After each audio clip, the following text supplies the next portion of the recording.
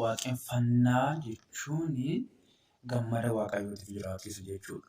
Kaayyoo inni nu dadeef jiraachisa jechuudha. Haa xiqqaatu haa guddattu akka feetillee ta'e nama feetee dadamtee tateenaan kaayyoo innis dadeef jira jechuudha. Kaayyoon innis dadee kana gaafa jiraatu immoo inni kun waaqeffannaa jedhama jechuudha. Moolii haalaan gammada waaqaatiif karoorfamuu jedhu ilaalla.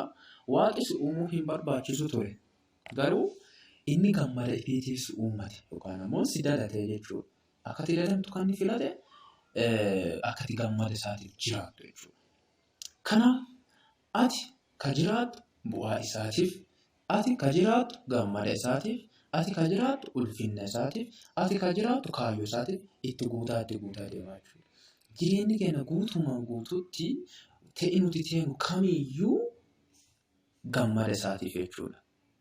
Gaafa isa kana goonu inni kun waaqeffannaa jedhama jechuudha.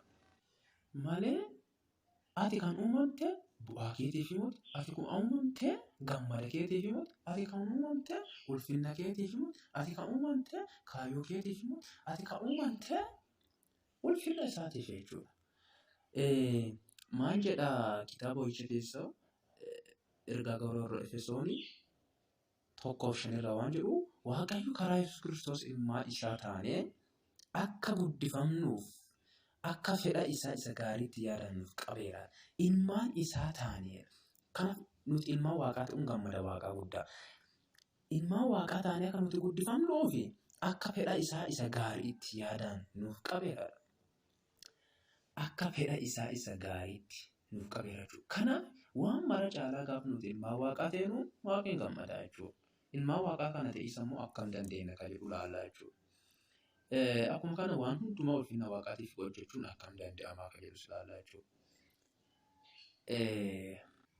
Namni ilmaan waaqaa ta'uu kan danda'u gaafa Yesuus Kiristoos dhugeeffate qofa jechuudha. Karaa dhibiin tokkoon kan lammummaa samaa'ii nuu kenniisa danda'u akka nuti lammii olii ta'en kan nu tolchiisa danda'u karaa Yesuus malee tokkollee hin jiru jechuudha. Kanaaf gisee nuti Yesuus Kiristoos dhugeeffannu mirga ilmummaa arganna. Gisee mirga ilmummaa argannu lammii olii deema. Gisee ilma dhugeeffannu ilmaan waaqaa ta'enaa, gisee ilmaan waaqaa ta'enu immoo waaqni gammada. Waaqni gammada jechuun kun waaqeffannaa jechuudha. Kun waaqeffannaa jechuudha. Waaqni gammada jechuun waaqeffannaa jechuudha. Waaqni gammaduun salphaa miti. Kanaaf akkam goonee waan hundumaa ulfina isaatiif hojjetu.